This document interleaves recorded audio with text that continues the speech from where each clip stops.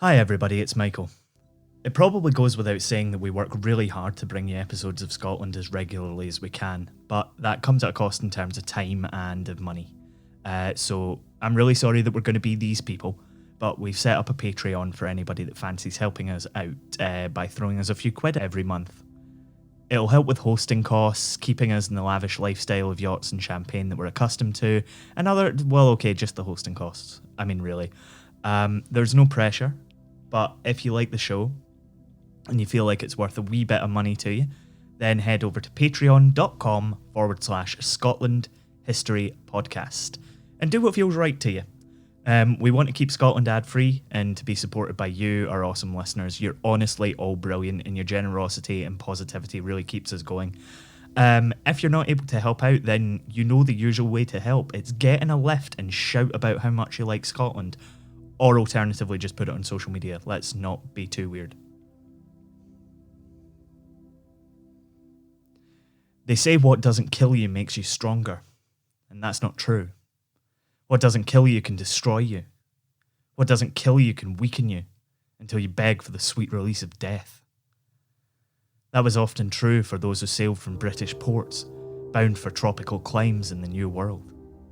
Those who made it there were rarely that many, would find their new homes infested with things that were either evolved to kill pink, soft, fleshy idiots from the land of pink, soft, fleshy idiots who thought they had a God-given right to overrun the entire world.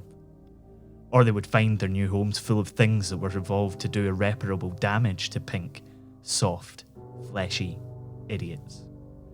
What doesn't kill you will probably try again. If it doesn't kill you, it'll kill everyone else. If only there was some way to live in a tropical idyll without having to worry about disease or the pesky locals. It is 1812, and as Brigadier General Gregor MacGregor, you didn't mishear that, looked out over his bedraggled troops, he probably wasn't thinking too much about hopeful British colonists. After all, he's a long way from Edinburgh where he was brought up. The battlefields of Venezuela seem pretty far away from trading bits and pieces of mirrors and coins in some coastal backwater. He wears a full military dress uniform, which stood out like a sore thumb against the soldiers of his unit of Francisco de Miranda's Republican Army. The Spanish were intent on destroying the uprising, but Miranda had been the toast of society on a recent visit to London, and that had given the flamboyant British Army captain, who had taken to calling himself Colonel around Edinburgh, an idea. If he took what he knew, he could make a name for himself fighting in Venezuela and come home to Scotland to great renown. Gregor MacGregor wants nothing more than to be famous. He wants to be the toast of the town. Even back in Edinburgh, he rolled around in a lavish carriage, wearing dress uniform and the insignia of a Portuguese knight, an order descended from the Knights Templar. He was tempted to stay in Kingston, Jamaica, where many Scotland stories seem to either begin or end up in a shipwreck, but nobody would have him. Nobody knew his name. It is 1812, and I'm telling you that Gregor MacGregor, who was a captain in the British Army before he pretended to be a colonel, and then was made an actual general because he made a flamboyant plea to a desperate revolutionary leader in South America, that he was obsessed with his own image, because what doesn't kill you sometimes does make you stronger. The revolutionary government in Venezuela was about to collapse, and Gregor MacGregor was about to make a break for the Dutch island of Curaçao. From Be Quiet Media, this is Scotland, a podcast about history and the places we made it. I'm Michael Park. People liked Gregor MacGregor, a man whose name is so satisfying to say it's almost impossible not to say it in its full entirety every time. In fact, just pause this for a second and try it. Gregor MacGregor. It's fantastic. Anyway, moving on. He was a professional soldier, and for the time was the very definition of flash and pizzazz. He got bored easily, and living quietly in Curaçao was the very definition of boring. For the next 8 years, Gregor MacGregor bounced around the Americas, offering his services to anyone who was trying to give Spain a bloody nose. If you had a Republican uprising you were trying to get off the ground, then it was only a matter of time until a Scotsman turned up in a full dress uniform, claiming to be a Portuguese knight and a direct descendant of a Darien scheme survivor. He was probably going to offer to help you out. He fought in New Granada and was part of the defence of Cartagena. He went back to Venezuela and led a retreat of hundreds of men over hundreds of miles. He managed, possibly by accident, to rout the Spanish army by using a marsh as a trap.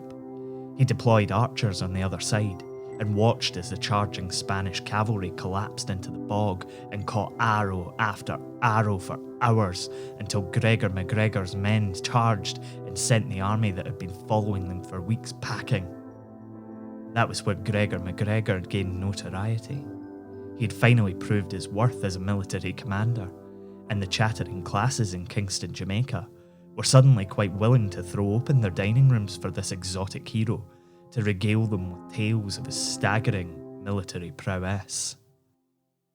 They called him the Hannibal of modern Carthage because of his single-handed defence of Cartagena. They toasted him and they drank to his many military successes. There hadn't been that many staggering military successes, but Gregor MacGregor had realised something. Now that the posh parlours of Kingston, Jamaica believed one story, they'd believe them all. Gregor MacGregor was learning. The best lies contain a kernel of truth.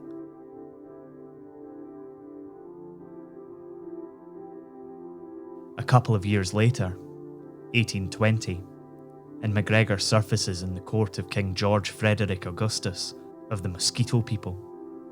The Mosquito were descended from indigenous people who had had families with shipwrecked African slaves.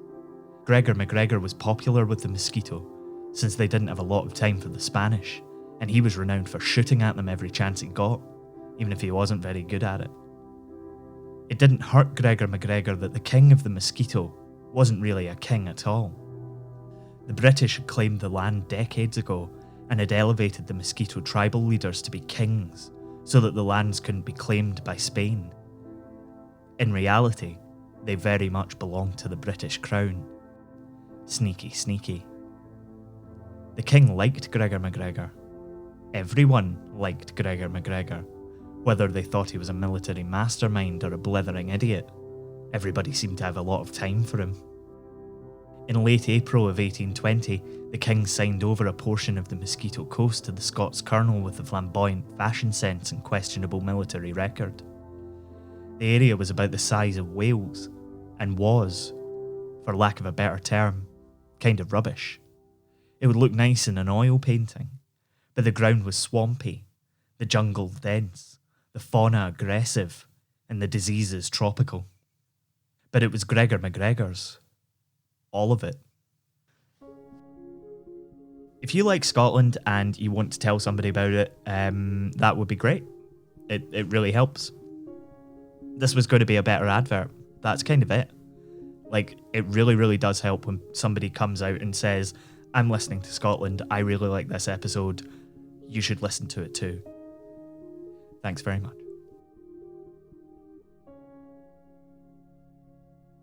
It is 1822, and you're hushed into silence by your host as you quaff the last swig of wine from your glass at one of London's most fashionable tables.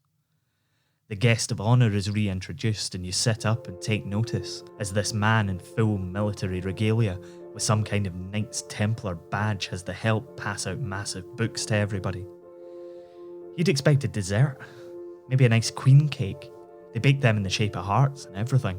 Instead, here you were with a 300-odd page book in front of you, and a man beginning to effervesce with stories of his wild military exploits. You're not that impressed. You're one of the only people at the table who had read Mr. Rafter's biography of the man and knew what a pompous incompetent he was. As you look round the table, it's clear that everyone else is very impressed indeed. The man, this Gregor MacGregor, has everyone wrapped around his little finger.